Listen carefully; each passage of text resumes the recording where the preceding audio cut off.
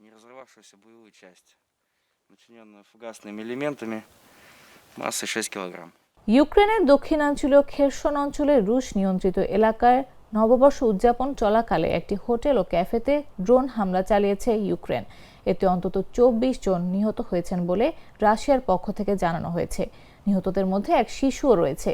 এ ঘটনায় আরও অন্তত 50 জন আহত হয়েছেন বলে দাবি করেছে মস্কো।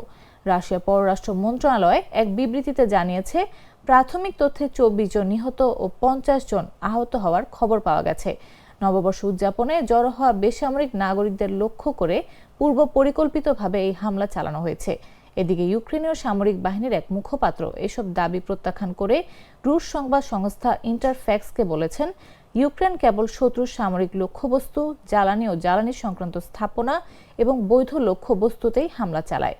খেরসন অঞ্চলে রুশ নিযুক্ত গভর্নর ভ্লাদিমির সালদো টেলিগ্রামে এক দেয়া বিবৃতিতে প্রথমে দাবি করেন।